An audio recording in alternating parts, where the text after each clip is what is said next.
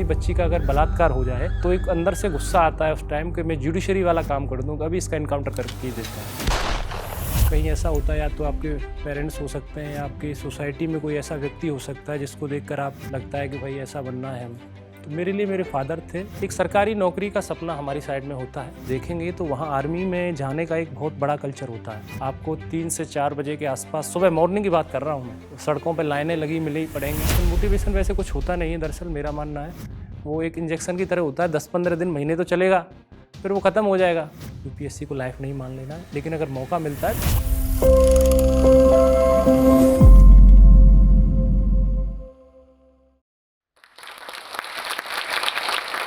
मेरा नाम भानु प्रताप सिंह है। मैं इंडियन पुलिस सर्विस में 2021 बैच का पदाधिकारी हूँ और वर्तमान में मैं बिहार कैडर में सिटी एसपी पटना के वेस्ट के तौर पर यहाँ पर कार्यरत हूँ। Good afternoon, sir. Good afternoon. I have a question for you that basically what inspired you to join the IPS? देखिए, ऑनेस्टली तो ये है कि आप एक मिडिल क्लास फैमिली में पैदा होते हैं तो वहाँ एक सरकारी नौकरी आपका ड्रीम होता है, किसी भी तरह से लग जाए और आपके लिए रोजी रोटी का इंतज़ाम हो जाए। बाद में बाकी की चीज़ें डिसाइड होती हैं और फैमिली आपकी ऐसी है कि जहाँ डे टू डे की अर्निंग है उतना ही है, तो वहाँ फिर बहुत ज़्यादा महत्वाकांक्षाएँ पैदा हो नहीं पाती हैं। तो वही था, सरकारी नौकरी चाहिए थी। वर्दी के प्रति एक लगाव था क्योंकि मेरे फादर आर्मी में रहे, उससे रिटायर रहे हो। तो मेरा मन था या तो मैं आर्मी में ऑफिसर बनूंगा या फिर कहीं ऐसा जॉब करूंगा जो यूनिफॉर्म वाला हो। तो मैंने दूसरी जगह ट्राई किया, मेरा उधर हुआ नहीं, लेकिन मैं यूपीएससी ट्राई किया तो फिर मेरा हो गया। तीसरे अटैम्प्ट में मुझे, इससे पहले मैं आईआरपीएस में था 1 साल आईएएस में था, बट वर्दी का था, तो फिर उसके बाद 2020 में आईपीएस में हो गया। तो बेसिकली मेरा यही कहना है कि आप बहुत ज़्यादा मोटिवेशन क्या है कि आपको कहीं ऐसा होता है या तो आपके पेरेंट्स हो सकते हैं या आपकी सोसाइटी में कोई ऐसा व्यक्ति हो सकता है जिसको देखकर आप लगता है कि भाई ऐसा बनना है हमें। तो मेरे लिए मेरे फादर थे, वो वर्दी का यूनिफॉर्म का उनका एक जॉब रहा था और ऐसा नहीं था कि कोई बहुत बड़ा वो बनना है, आईपीएस बनना है, इस तरह से ये था कि यूनिफॉर्म का कोई जॉब मिल जाए। सर, मेरा एक क्वेश्चन है कि आप मुजफ्फरपुर, दानापुर, फिर पटना में पोस्टेड रहे, तो आपको कोई ऐसा केस लगा कि ये मेरे लिए चैलेंजिंग है और उसको सॉल्व करने में, तो 2-3 ऐसे केसेस के बारे में आप बताएं कि वो आपके लिए थोड़ा सा टफ लगा या फिर उसको हैंडल करने में आपको किसी तरीके की कठिनाई आई? ऐसे 2-3 केसेज रहे मेरे, मतलब बहुत लंबा कैरियर मेरा नहीं रहा इसमें। जैसे मैं 5-6 महीने एएसपी टाउन मुजफ्फरपुर रहा, 5 से 6 महीने एएसपी दानापुर रहा मैं, और फिर उसके बाद मैं continue city SP west Patna के तौर पर कार्यरत हूँ। 1-2 केसेस जो मैं याद कर पा रहा हूँ अच्छे से, एक जानीपुर थाना में एक केस हुआ था, बड़ी हृदय विदारक घटना थी, जिसमें एक बच्ची थी, I think she was under 18 years I think, और उसका एक भाई था 2-3 साल वो उससे छोटा था।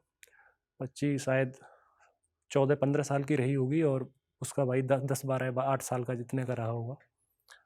उनको जिंदा जला दिया गया था, उसमें केरोसिन का तेल डाल के, और फिर उसको, और वो क्राइम था वो पूरा का पूरा। वहाँ ना तो कोई सीसीटीवी कैमरा लगा हुआ था और रूरल एरिया था, खेत में उनका जो एग्रीकल्चर खेत होते हैं फार्मिंग वाले, उनमें उसका घर बना हुआ था।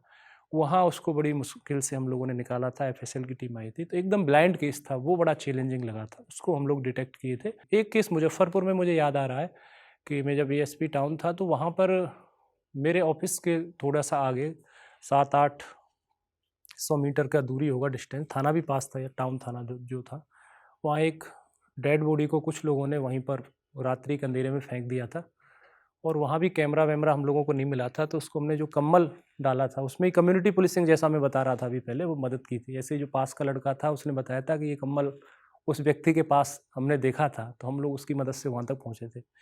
यानी केसेज वो बड़े मुश्किल होते हैं जहाँ टेक्निकल सपोर्ट आपके पास नहीं होता है या बहुत सारी सीमाएं कैमरा की होती हैं, वो सब नहीं है। उसके बाद आप मैनुअल इंटेलिजेंस के आधार पर उस केस को डिटेक्ट करते हो और फिर उसमें ऐसा एफएसएल या कोई ऐसा तकनीकी या वैज्ञानिक साक्ष्य आता है जिससे उसको कनेक्ट कर पाते हो।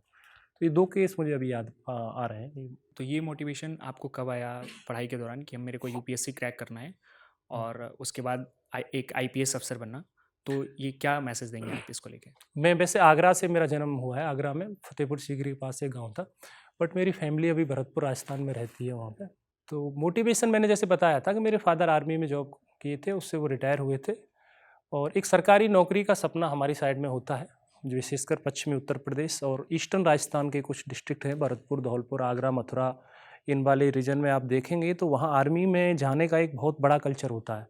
आपको 3 से 4 बजे के आसपास, सुबह मॉर्निंग की बात कर रहा हूँ मैं, वो सड़कों पे लाइनें लगी मिली पड़ेंगी और पूरा का पूरा वो इसमें एक लाइन में लग के रनिंग कर रहे होते हैं। और उनको आर्मी में बेसिकली या तो ऑफिसर बनना है या फिर आपको उसमें जाना है, कांस्टेबल जो सिपाही रैंक होती है उसमें। तो मोस्ट ऑफ दी पीपल उसी की तैयारी करते हैं और उसी को ही अपनी ज़िंदगी का गोल मानते हैं और वही दुनिया होती है उनकी। उसके बियॉन्ड सोचना बहुत मुश्किल है जिस बैकग्राउंड से और वहाँ आते हैं। क्योंकि मैं उसका बढ़िया एग्जांपल बता रहा हूँ, मेरे फादर खुद आर्मी में रहे, वहाँ से रिटायर हो गया है। तो सब लोग करते हैं और उसको बड़ा डिग्निटी के साथ हम लोग लेते हैं और स्वाभाविक ही है कि आप आर्मी में जा रहे हो। तो वही मेरा सपना था, बट मेरा उधर हो नहीं पाया, एक रीज़न ये भी रहा।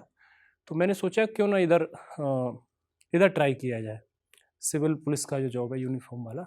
तो ये मेरा आना फिर इसमें हुआ। फिर मुझे मेरी नेचर के हिसाब से, जैसे मैंने बोला कि ये मेरी जो रुचियाँ हैं, मेरी हॉबीज़ हैं, उसके हिसाब से मिलता है। और मैं बहुत अपने आप को भाग्यशाली मानता हूँ कि एज ए पुलिस ऑफिसर मुझे काम करने का मौका मिल रहा है। और मेरी रुचियाँ और मेरा जो एक नेचर है, एक टेम्परामेंट होता है आप लोगों का, कि एक टेंडेंसी होती है किसी चीज़ को करने की, किसी व्यक्ति की जैसे टीचर बनने की होती है उसको, तो मेरी पुलिस के हिसाब से बिल्कुल फिट बैठती है और इस पर मुझे बड़ा गर्व होता है। पुलिस अधिकारी होने के साथ साथ आप अपना इमोशनल क्वेश्चन को कैसे हैंडल करते हैं? कोई केसेस में बहुत ज़्यादा इमोशनल अटैचमेंट होता है, तो उसको आप कैसे हैंडल करते हैं? प्रोफेशनल होना इसी को बोलते हैं। शुरू में हम लोग आते हैं, ट्रेनिंग में भी सिखाया जाता है, लेकिन वो चीज़ें ट्रेनिंग से ज़्यादा आपकी परवरिश पर, उस पर डिपेंड करती हैं आप कैसे इंसान हैं। मैं जैसे अभी काफ़ी देर से फोकस कर रहा था, बेहतर इंसान, कायदे का इंसान रहिए। कायदे का इंसान जो होता है तो कायदे का रहता है, तो हर चीज़ आसान फिर लगती है उसमें चीज़ें आपके में। बहुत अच्छी बात है आपकी कि भाई क्वेश्चन है आपका कि इस चीज़ को कि आपके इमोशंस अटैच हो जाते हैं। जैसे मैं इसको समझाता हूँ, किसी महिला की आपने दहेज को लेके उसकी हैंगिंग देखी या उसको जिंदा जला दिया गया, तो आप नए जब होते हैं तो उसमें आपको लगता है कि अब तो मैं हिसाब बराबर कर देता हूँ। या कोई किसी बच्ची का अगर बलात्कार हो जाए और तो एक अंदर से गुस्सा आता है उस टाइम कि मैं जुडिशरी वाला काम कर दूँ, अभी इसका इनकाउंटर करके ही देता हूँ। तो वहाँ अपने इमोशंस को, जैसे आपने बताया, संभालना होता है। हम लोग कानून को इम्प्लीमेंट करने वाली एजेंसी है, कानून को तोड़ने वाले नहीं हैं। तो वहाँ आपको यही समझाना होता है अपने आप को कि आप जो आपको जिम्मेदारी दी गई है, जो प्रोसीजर है, उसका मैं अच्छे से अनुपालन करवा दूंगा। डॉक्यूमेंटेशन में इतना बेहतर तरीके से करवाऊंगा कि इसको कोर्ट में प्रोड्यूस करूंगा और इसको सजा दिलाने की कोशिश करूंगा। तो अपने आप को वहाँ पर डी-अटैच करना पड़ता है सोच के। उस यूपीएससी एस्पिरेंट के लिए जो पढ़ाई कर रहा है बैठ के घर में, तो वो क्या पॉइंट्स आप बता सकते हैं उसको, जिससे उसका एग्ज़ाम क्रैक हो सके? आपको पहले तो ये वही मोटिवेशन वाली बात है, सो कॉल्ड मोटिवेशन वैसे कुछ होता नहीं है दरअसल, मेरा मानना है। वो एक इंजेक्शन की तरह होता है, 10-15 दिन, महीने तो चलेगा, फिर वो ख़त्म हो जाएगा। तो आप तो वास्तव में अगर यूपीएससी निकालना है तो ये बहुत अच्छा जॉब है ना? पवित्र जिसको बोलते हैं व्यवसाय है। अब इसको समझना क्या है, इसमें अगर आप फेम उसके लिए आ रहे हैं कि लाइमलाइट या इस तरह से कि भाई ये तो अंग्रेज़ों वाला माइंडसेट लेके आ रहे हैं, तो ये आपकी अपेक्षाएं पूरी नहीं कर पाएगा। क्योंकि आपके पास डिसेंट सैलरी है, आपका गुजारा बढ़िया से हो जाएगा आपकी फैमिली का, सरकार आवास देती है, गाड़ी आपको देती है, सारी सुविधाएं आपको देती है, लेकिन लग्जरी कुछ नहीं मिलता है आपको।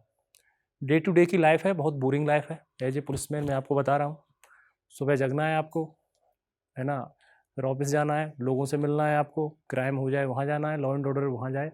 2-3 महीना आते आते आप चमक दमक से परेशान हो जाते हो, फिर आपके अंदर वही बचता है जब वो ओरिजिनली आप अंदर से होते हो।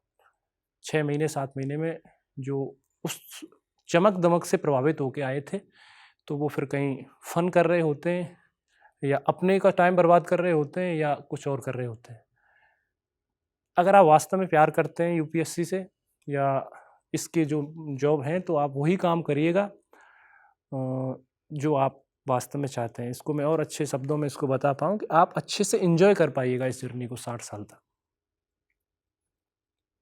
क्योंकि चमक दमक 6-7 महीने में ख़त्म हो जाएगी। तो वही लोग आएँ जो वास्तव में चाहते हैं कि मुझे एक सोशल वर्क करना है और मुझे ये करना है, अपने को तोप नहीं समझना है जीवन में। हम मनुष्य हैं और मनुष्य का अस्तित्व कितना है उसको समझ लेना है ब्रह्मांड में, है ना। आप उसको इमेजिनेशन करते हैं जो कंसेप्ट है, तो आप कंट्रीब्यूट कर दीजिए सिस्टम में थोड़ा बहुत। आप एक सिस्टम है, उसके एक छोटे से नट बोल्ट हो, उससे ज़्यादा नहीं हो कुछ भी आप। और एक नट को निकाल लेते हैं ना, बोल्ट को, उसके को, तो मशीन फिर भी चलती रहती है इसको ध्यान रखना है हमेशा। अच्छा है कि वो बोल्ट अच्छे से चलता रहे, ग्रीसिंग टाइम से होती रहे, उसकी बढ़िया से योगदान देता रहे, तो चीज़ें आउटकम अच्छा आता है। टिप्स है ये, पहले तो ये सोच अपने आप को मान लीजिए कि हाँ मेरा नेचर उसके हिसाब से तो मैं करूँगा। अब उसके बाद तो आप पढ़ लीजिए अपना प्रीलिम्स, मेंस और इंटरव्यूज़ के 3 चरण होते हैं उसमें। और प्रीलिम्स में एक सीसेट का पेपर होता है, एक जनरल स्टडीज का होता है, उसके लिए आप एनसीईआरटी बेसिक्स न्यूज़पेपर वगैरह वो करिए, प्रीवियस ईयर्स के क्वेश्चन पेपर्स हैं वो भी आप देख लीजिए। 8-10 घंटे पढ़िए शुरू में अगर आप हैं, फिर उसके बाद 6-7-8 घंटे भी बहुत हैं। एग्ज़ाम अगर आपका बहुत नज़दीक है तो आप फिर 12-13-14 घंटे भी पढ़ सकते हैं, 1-2 महीने बचे हैं तो। लेकिन जनरली 8 से 10 घंटे सफिशिएंट है, बहुत ज़्यादा नहीं पढ़ना है। स्वास्थ्य का ध्यान रखना है, यूपीएससी ज़िंदगी नहीं है, उससे भी अच्छे जॉब है और अच्छी चीज़ें आप कर सकते हो, ऐसा नहीं है ना। यूपीएससी को लाइफ नहीं मान लेना है, लेकिन अगर मौका मिलता है तो एक बेहतर ऑप्शन है आपके पास। मैं बड़ी ईमानदारी से आपको बता रहा हूँ, आपके पास काम करने का अच्छा स्कोप है।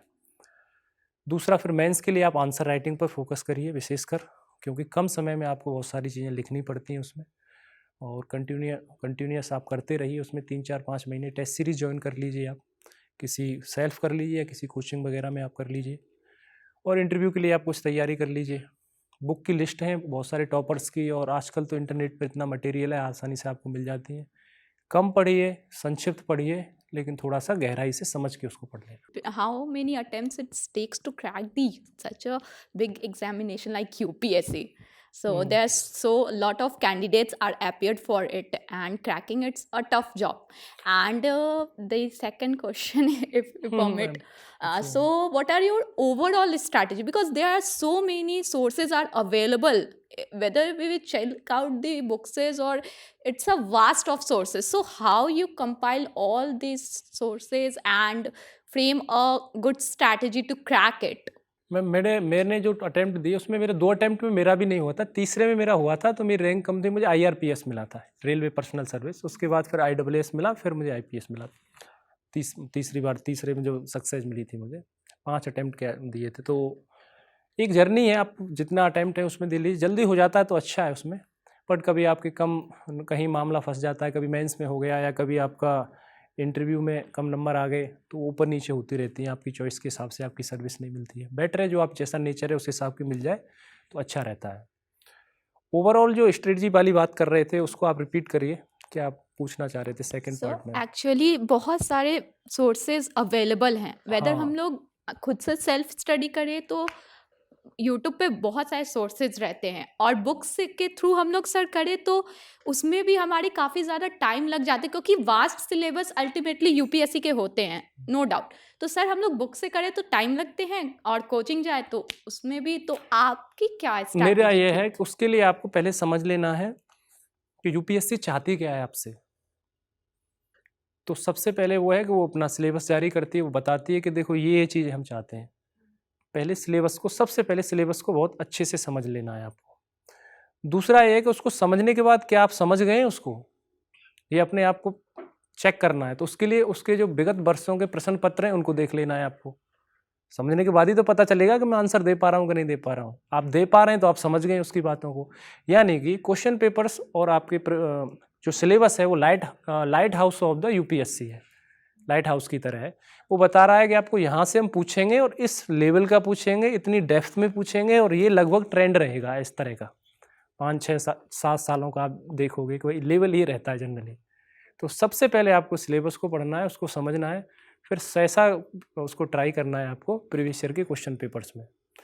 और बेसिक जो फिर उसको आपको पता चलेगा, उसकी 5-6 डिमांड है यूपीएससी की कि आपकी एनालिटिकल अप्रोच होनी चाहिए, डेप्थ नॉलेज होनी चाहिए किसी विषय की, कॉमन अंडरस्टैंडिंग इंसान की होनी चाहिए, सामान्य समझ का इंसान चाहिए, उन्हें बहुत पढ़ा लिखा इंसान नहीं चाहिए यूपीएससी को। जितना मेरा जर्नी रहा है, मैं जितना समझा हूँ उस हिसाब से, क्योंकि आप उसमें देखिएगा एक बहुत अच्छे बैकग्राउंड के लोग भी सफल होते हैं उसमें, सामान्य लोग भी सफल होते हैं, किसान परिवारों के बच्चे भी उसमें सफल होते हैं। तो आप कोई फिक्स पैरामीटर तो आप उसमें डिसाइड नहीं कर सकते। तो डिफरेंट बैकग्राउंड से लोग आ रहे हैं, तो यानी सब लोगों का स्ट्रेटजी सही है कहीं ना कहीं, यानी यूपीएससी सबको ले रही है। तो इसमें कुछ मैसेज तो दे रही होगी इसके बहाने कि कोई बिल्कुल सरकारी स्कूल से पढ़ा हुआ भी होता है, कोई ऑक्सफोर्ड से पढ़े हुए लोग भी हैं, आपने देखे होंगे बहुत सारे टॉपर्स ऐसे हैं जो पढ़े हुए हैं। तो वही आपको समझना है उसमें कि उसकी डिमांड क्या है, वो क्वेश्चन पेपर के हिसाब से। जब आप इंटरव्यू राउंड के लिए गए थे तब क्या उस टाइम आप कैसा फ़ील कर रहे थे? इंटरव्यू राउंड में हम बहुत सारे रील्स में ये भी देखते हैं कि ऐसा कुछ क्वेश्चन आता है जब आपको उस टाइम खुद अपना आईक्यू लगा के उसका आंसर करना पड़ता है। अब आई डोंट नो कि रील्स में ये सच है या फेक है, तो आप अपना एक्सपीरियंस बता सकते हो हमारे साथ इंटरव्यू इंटरव्यू राउंड का? में जो प्रोसेस होता है मैडम वो यही है कि आपको पहले समझ लेना होता है। हम लोग गलतियाँ जनरली करते हैं तो उसकी वजह से भटका पैदा हो जाता है। वो आपसे बात करना चाहते हैं इंटरव्यू मेंबर। जितने कोचिंग्स में आपको देखने को मिलता है वो सब नहीं है। इतना टॉक्सिक और मतलब उस टाइप का एनवायरनमेंट वहाँ नहीं होता है। बहुत लाइट एनवायरनमेंट वो बनाने की कोशिश करते हैं। जो बोर्ड मेंबर होते हैं हार्डली 5-6 लोग होते हैं उसमें, और आपसे वो बात करना चाहते हैं, आपके बारे में जानना चाहते हैं, और वो उन्हीं मुद्दों पे बात करना चाहते हैं जो आपसे संबंधित हैं, आप जिनके बारे में कंफर्टेबल हो। यानी आपका एक डेफ होता है उसमें, डिटेल एप्लीकेशन फॉर्म, उससे वो पूछ रहे होते हैं आपकी हॉबीज़ कहाँ हैं, कहाँ से आपने पढ़ाई की है, कौन सा आपका वो रहा था। इस चीज़ को अगर हम समझ पाएँ तो उस चर्चा को हम बहुत आसानी से उनके साथ कर सकते हैं और अच्छे नंबर भी ला सकते हैं। 2-3 अटेम्प्ट के बाद मेरी समझ में ये चीज़ आई थी। इसी तरह जो भ्रांतियाँ आपके अंदर हैं तो यही थी कि भाई बहुत सारी चीज़ें स्ट्रेसफुल, ऐसा कुछ नहीं होता है। हम खुद स्ट्रेस लेने लगते हैं। हमारे अंदर के जो विचार हैं वहाँ पे जाने के बाद हमें लगता है कि सब लोग मुझे ही देख रहे हैं या सब लोग मेरे ही बारे में सोच रहे हैं, या खुद को तोप समझने लगते हो कि मैंने प्रीलिम्स निकाल लिया है, मैंने मेंस निकाल लिया है। ये बात है। वो सामान आपसे बात करना चाह रहे हैं सामान्य तरीके से, जो आप जानते हैं ईमानदारी से जो बातें आप उनको बता दोगे तो अच्छे नंबर आ जाते हैं गारंटी से।